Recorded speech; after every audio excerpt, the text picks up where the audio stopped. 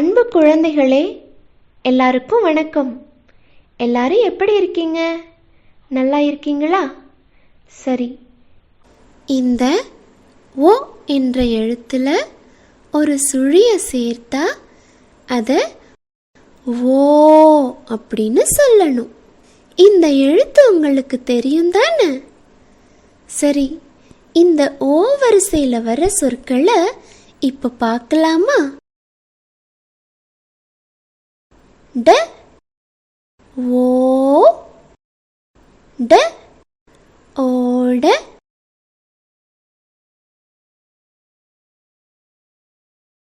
இம் ஓடம்.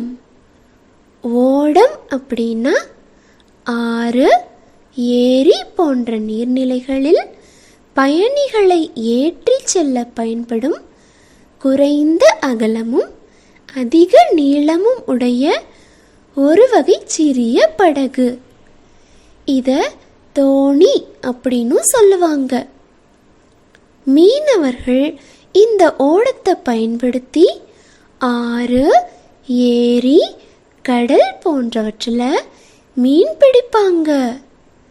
சில சுற்றுலா தலங்களுக்கு வருகிற மக்களை இந்த ஓடத்தில் ஏற்றி சுற்றி காண்பிப்பாங்க.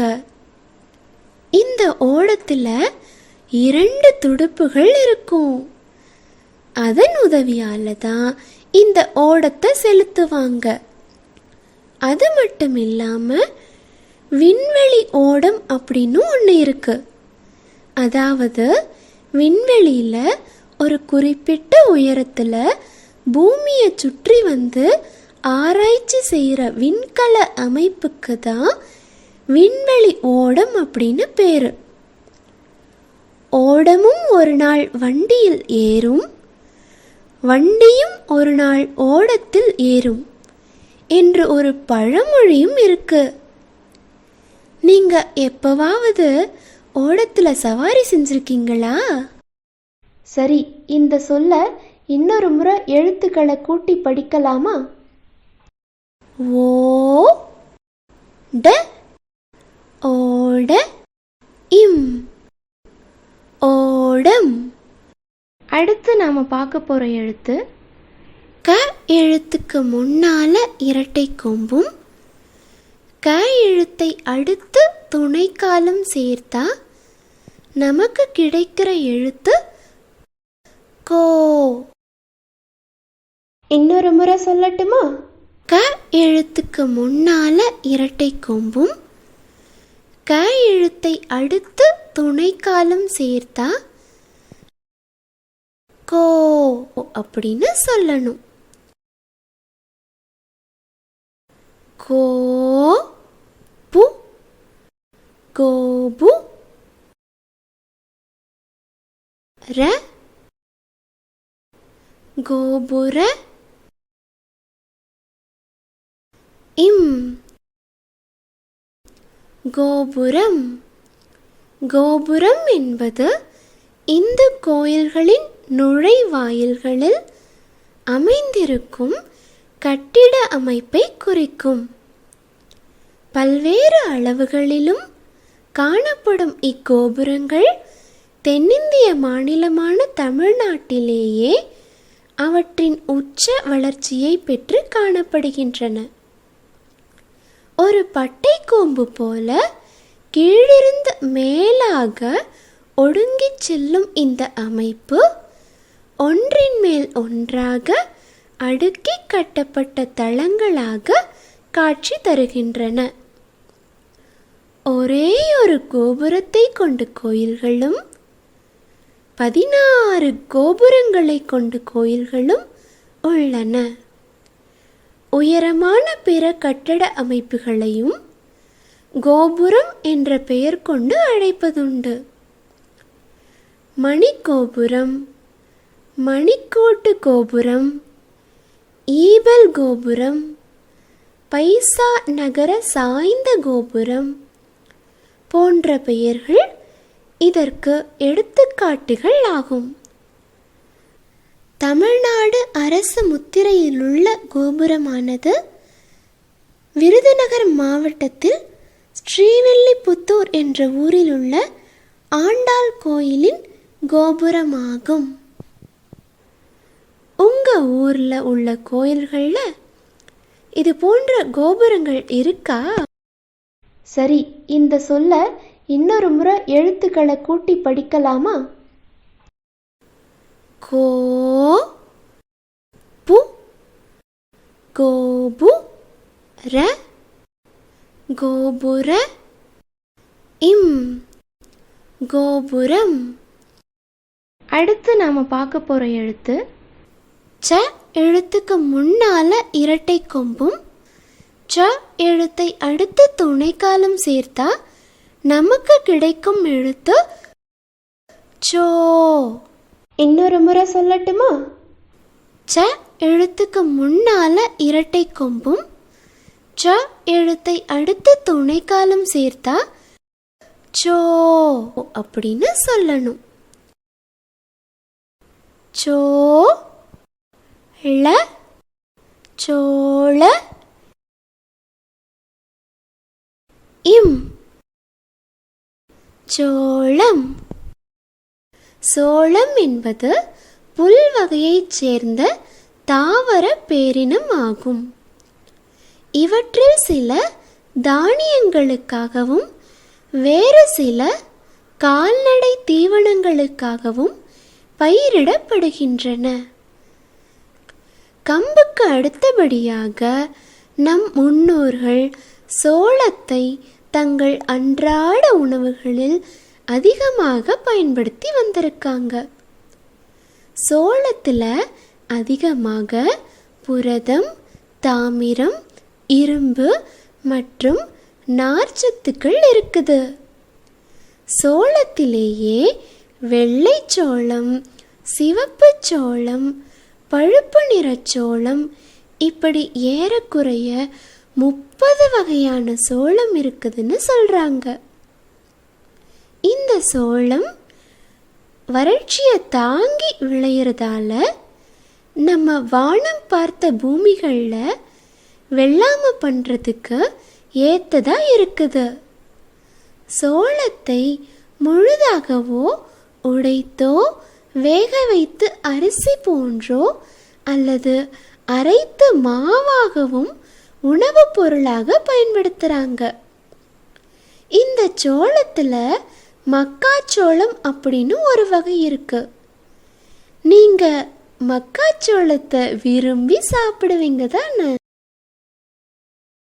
சரி, இந்த சொல்ல இன்னொரு முறை எழுத்துக்களை கூட்டி படிக்கலாமா?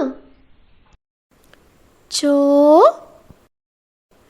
ள சோள இம் சோளம்.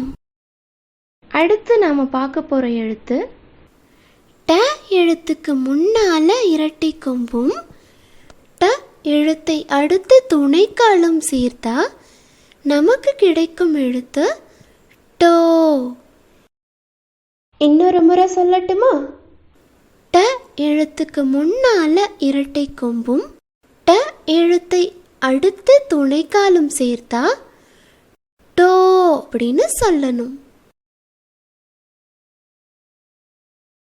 நா டோ நாடோ டி நாடோடி. நாடோடி என்பது நிலையாக ஓரிடத்தில் தங்கி வாழாமல் தொடர்ந்து இடம் விட்டு இடம் மாறிக்கொண்டே வாழும் மக்கள் குழுவினரை குறிக்கும் சொல். உலகெங்கும் பல வகையான நாடோடிகள் இருக்காங்க. அந்த நாடோடிகளை 3 வகையினராக பிரிக்கலாம். இதில் முதல் வகையினராக இருக்கிறவங்க அவங்க செல்லும் இடங்களில் உள்ள விலங்குகளை வேட்டையாடியும் அல்லது சேகரித்தும் வாழ்க்கை நடத்துவாங்க. இரண்டாவது வகையினர் விலங்குகளை வளர்ப்பவர்கள். இவர்கள் மேய்ச்சல் நிலமுள்ள பகுதிகளுக்கு தமது வளர்ப்பு விலங்குகளுடன் நகர்ந்து கொண்டே இருப்பாங்க. மூன்றாவது வகையினர் தமது திறமைகளை பயன்படுத்தி தங்களுடன் பயணிப்பவர்களுக்கு உதவ பணம் சம்பாதிப்பாங்க. நம்ம தமிழ்நாட்டிலையும் பல வகையான நாடோடிகள் இருக்காங்க. இவங்களில் குடுகுடுப்பைக்காரர்கள், பாம்பாட்டிகள், சாட்டையடிக்காரர்கள், கூத்தாடிகள், பூம்பூம் மாட்டுக்காரர்கள், நரிக்குறவர்கள் என பல இனத்தவர்கள் வாழுறாங்க. இவங்களில் யாரையாவது நீங்கள் பார்த்துருக்கீங்களா? எங்கெல்லாம் இவங்களை பார்த்துருக்கீங்க? சரி, இந்த சொல்ல இன்னொரு முறை எழுத்துக்களை கூட்டி படிக்கலாமா? நா டோ நாடோ டி நாடோடி. அடுத்து நாம பார்க்க போற எழுத்து ந எழுத்துக்கு முன்னால இரட்டை கொம்பும் ந எழுத்தை அடுத்து துணைக்காலும் சேர்த்தா நமக்கு கிடைக்கிற எழுத்து நோ. இன்னொரு முறை சொல்லட்டுமா? ந எழுத்துக்கு முன்னால இரட்டை கொம்பும் ந எழுத்தை அடுத்து துணைக்காலும் சேர்த்தா நமக்கு கிடைக்கிற எழுத்து நோ.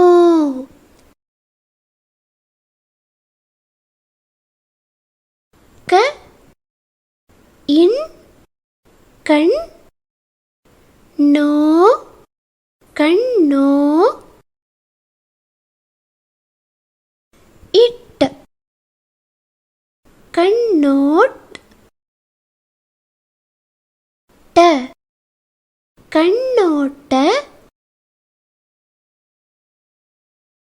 இம் கண்ணோட்டம்.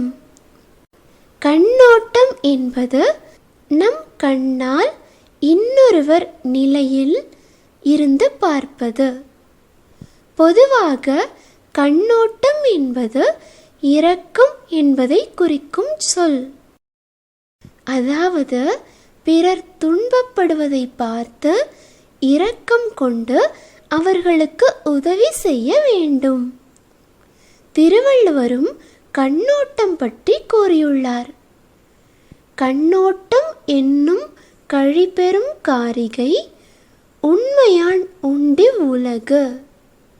அதாவது கண்ணோட்டம் என்று சொல்லப்படுகிற மிகப்பெரிய அழகு இருப்பதனால்தான் இவ்வுலகம் அழிவு அடையாமல் நிலை பெற்றுள்ளது என்பது இதன் பொருள்.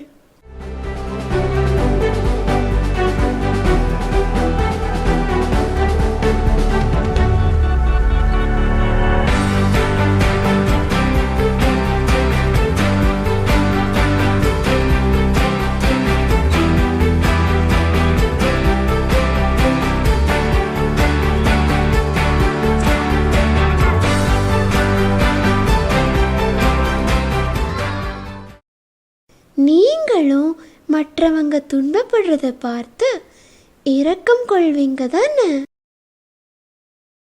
சரி, இந்த சொல்ல இன்னொரு முறை எழுத்துக்களை கூட்டி படிக்கலாமா? க இன் கண் நோ கண்ணோ. இட் கண்ணோட் ட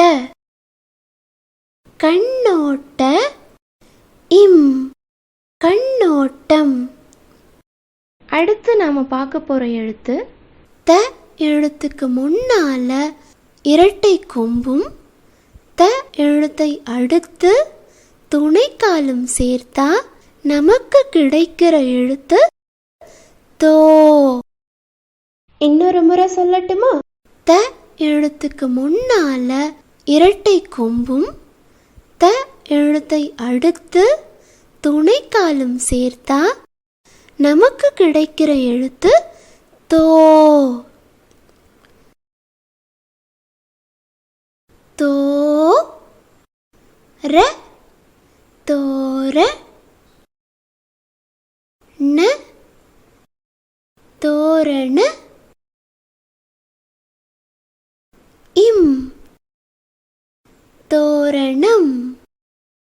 தோரணம் என்பது நம்ம வீட்லையோ அல்லது பொது இடங்கள்லையோ விழாக்கள் நடைபெறும் போது பண்பாட்டு அடையாளமாக செய்யும் ஒரு அலங்கார அமைப்பாகும். இதை தென்னங்குருத்தோலைய நல்லா அழகா மடிச்சு தோரணமா கட்டுவாங்க. சில வேளைகளில் மாவிலைகளையும் சேர்த்து தோரணமா கட்டுவாங்க. இது மாவிலை தோரணம் எனப்படும். உங்க பள்ளியில சுதந்திர தினம், குடியரசு தினம் போன்ற விழாக்கள் நடைபெறும் போது சணல்ல முக்கோண வடிவில் உள்ள கொடிய ஒட்டி தோரணமா கட்டுவீங்கள்ல. பல வண்ணங்கள்ல உள்ள கொடிகளை கொண்டு தோரணம் கட்டும்போது பார்ப்பதற்கு மிகவும் அழகாக இருக்கும் தானே. சரி, இந்த சொல்ல இன்னொரு முறை எழுத்துக்களை கூட்டி படிக்கலாமா? தோ ர தோர ந தோரண இம் தோரணம். அடுத்து நாம பார்க்க போற எழுத்து ந எழுத்துக்கு முன்னால இரட்டை கொம்பும் ந எழுத்தை அடுத்து துணைக்காலும் சேர்த்தா நமக்கு கிடைக்கிற எழுத்து நோ. இன்னொரு முறை சொல்லட்டுமா? ந எழுத்துக்கு முன்னால இரட்டை கொம்பும் ந எழுத்தை அடுத்து துணைக்காலும் சேர்த்தா நமக்கு கிடைக்கிற எழுத்து நோ.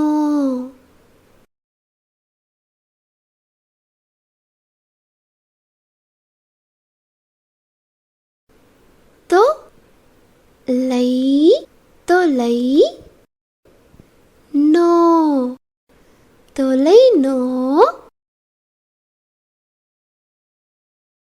இக் தொலை நோக்.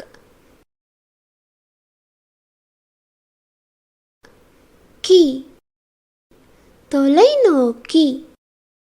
தொலைநோக்கி என்பது தொலைவில் இருக்கும் பொருள்களை தெளிவாக பார்க்க பயன்படும் கருவி ஆகும். குறிப்பாக வானியல் பொருள்களையும் நிகழ்வுகளையும் நோக்குவதற்காகவும் ஆய்வு செய்வதற்கும் இது உதவுகிறது. 1609 ஆண்டு கலீலியோ கலிலி விஞ்ஞானி வானியல் ஆய்வுக்கு பயன்படுத்தினார். இந்த தொலைநோக்கியை பயன்படுத்தி அரசர்கள், எதிரிகள் போர் தொடுத்து வருகிறார்களா என்பதை கண்காணிக்க பயன்படுத்தினாங்க.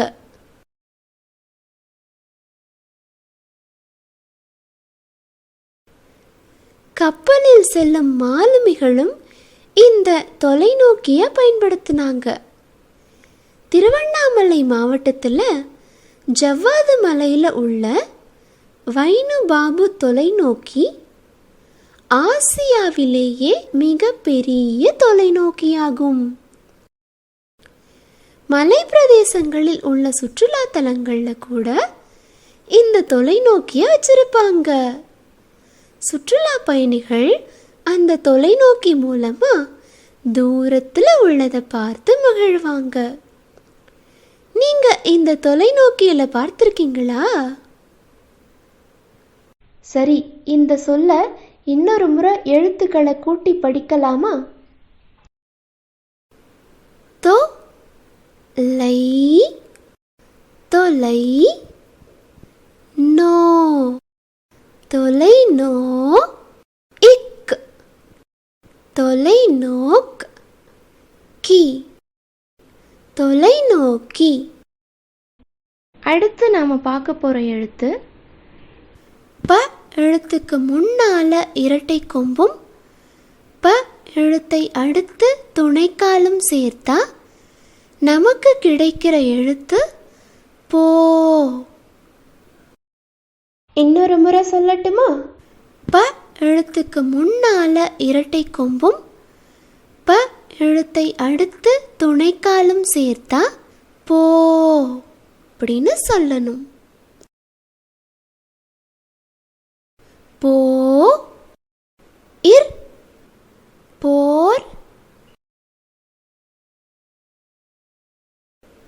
வை. போர்வை. போர்வை என்பது நாம் தூங்கும் போதோ அல்லது ஓய்வெடுக்கும் போதோ நம் உடல் முழுவதுமோ அல்லது பாதி உடலையோ மூடிக்கொள்ள அணியும் பஞ்சு போன்ற துணியாகும். இந்த போர்வையில் பாலியஸ்டர் போர்வை, கம்பளி போர்வை, பருத்தி போர்வை அப்படின்னு பல வகைகளில் விதவிதமான வண்ணங்களில் இருக்கு. இந்த போர்வைகள் அனைத்து வீடுகளிலும் அனைவராலும் அன்றாடம் உபயோகப்படுத்தப்படும் தவிர்க்க முடியாத ஒரு பொருள் என்றே சொல்லலாம். குளிர்காலத்தில் அதிகாலையில் இந்த போர்வையை போர்த்தி கொண்டு தூங்குவதற்கு அனைவருக்கும் பிடிக்கும் தானே. அப்படி போர்த்தி கொண்டு தூங்கும்போது முகத்தையும் மூடிக்கொள்ளக்கூடாது. ஏன்னா நமக்கு ஆக்சிஜன் என்ற வாயு கிடைக்காது. அதனால் கழுத்து வரை தான் போர்வையை போத்திக்கணும், சரியா? குளிரால் நடுங்கிக் கொண்டிருந்த மயிலுக்கு பேகன் என்ற வள்ளல் போர்வை அணிவிச்ச கதையை உங்கள் ஆசிரியர் உங்களுக்கு சொல்லியிருக்காங்கல்ல. சரி, இந்த சொல்ல இன்னொரு முறை எழுத்துக்களை கூட்டி படிக்கலாமா? போ இர் போர் வை. போர்வை. சரி, இவ்வளோ நேரம் என் கூட சேர்ந்து எல்லா வார்த்தைகளையும் அழகாக சொன்னீங்க. நன்றி.